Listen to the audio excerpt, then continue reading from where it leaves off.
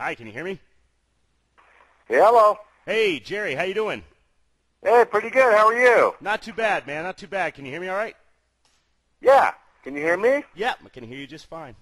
Can you hear me now? Good. Hey, not going to take a lot of your time, Jerry. Really appreciate you giving us a call. Sure, no problem. This is Big Robbo with Mama's Fallen Angels. I'm here with Jerry Dixon. Of course, you know him as a member of Warrant from the get-go. Just going to ask you a few questions. Want you to talk about some things that are going on with Warrant. Okay. You know, a lot has been going on. Just want to know, you know, there's been touring. You know, you've done the festivals lately, getting back in the public eye and so forth. With the lineup kind of solidified, does it look like there's going to be new material coming out? I know you guys are probably constantly writing. Is there something that that you guys have in mind that might be forthcoming? Yeah, we are actually in the studio, now that you mention that.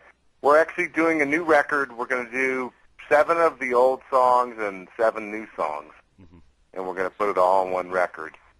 So we're going to like redo Uncle Tom's Cabin, Cherry Pie, all those guys, and then write 7 brand spanking new ones.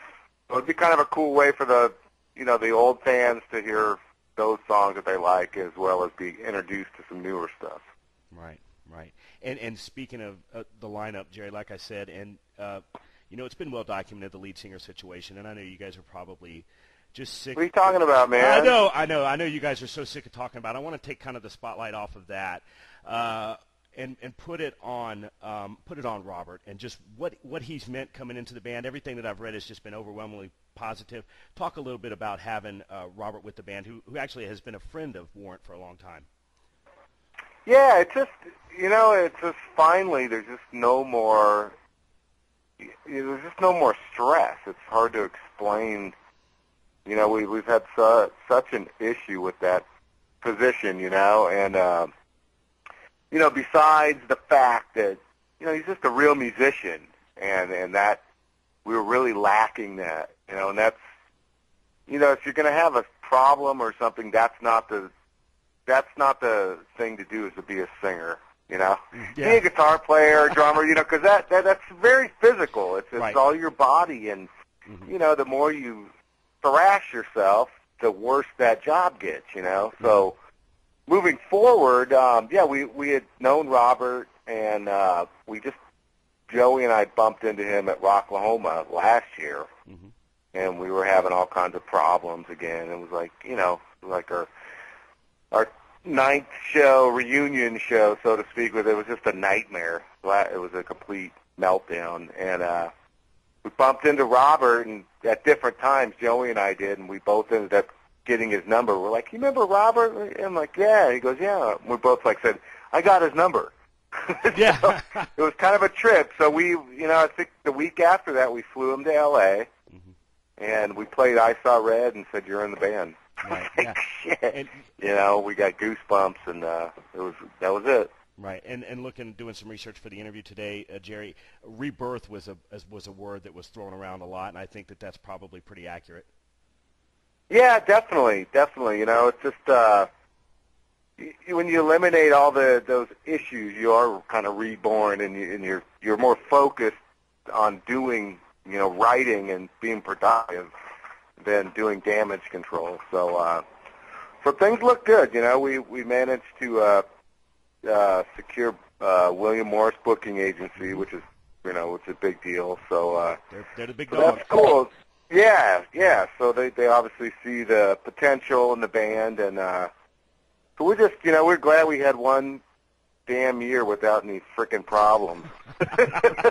Yeah, I was really impressed when I saw the William Morris agency being involved with Warren. It made me feel very proud, because I was like, yeah, there's somebody somewhere that knows something about music in a place of power. So I know. That was a weird. We were kind of, because we actually got with them, when we were reunited. They were like, oh, of course, So we're like, oh, okay. Yeah. And then when the shit hit the fan, so to speak, their first reaction was like, I don't know, you guys, come on, don't expect us. And we're like, look, just the guy Brian Ahern, who was our agent, we said, just come to a rehearsal for 10 minutes, and if you don't like it, let's shake hands, dude, and no hard feelings. We totally understand. And anyways, he came down and was like, oh my God, all right. He goes, you're right. Let's do it. Yeah. So it's about time good things happen, you know. Right. And speaking, what doesn't kill you makes you stronger, right? Hey man, it's worked in my life for sure. Yeah. Talk a little bit about that, about it kind of coming around, and of course, lead singer situation, by the wayside. We around here, the members of this site and just people in general that I talk metal to, we really feel like, to us it never went away. Of course, the arenas and the crowds got smaller. The record sales the record sales for everybody dwindled, Jerry, as you know. But yeah, we kind of feel like it's coming back. The melodic style of rock, the musicianship, the songwriting. Is that something that you guys feel, being in the band, being a premier band from our music, a premier band, is that something that you guys feel? Yeah, it does feel like that, yeah, because there was, we call them the black years, the grunge years, that it didn't feel like that, and it's kind of strange, like over, the last couple of years with,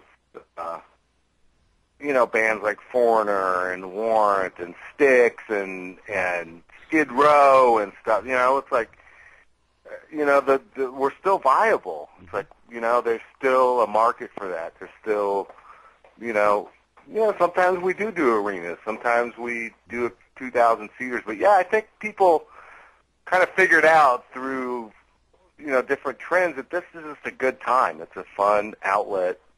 And it was more of a, just kind of marked an era of time that we all went through. And, even my 16-year-old son, he'll listen to AC/DC or Led Zeppelin. I'm like, you weren't even born yet, And he's like, this stuff is just sick, Dad. He goes, this is crazy. Yeah. It sounds, but I don't know what it is. I go, yeah, I know. There's nothing like that, Yeah.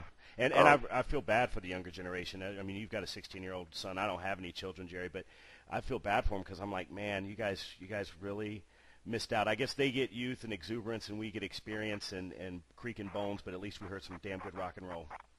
Yeah, we did, man. We did. We heard it all, We were there. Most of it, through the beginning of it, if you think about rock and roll, it really doesn't go back that far, Right. Really, a lot of it's, didn't start in the 70s or the 80s, but, a lot of it was being developed, I think, in those years and honed in on. Mm-hmm. Yeah, I agree. And going back to that, I mean, talking about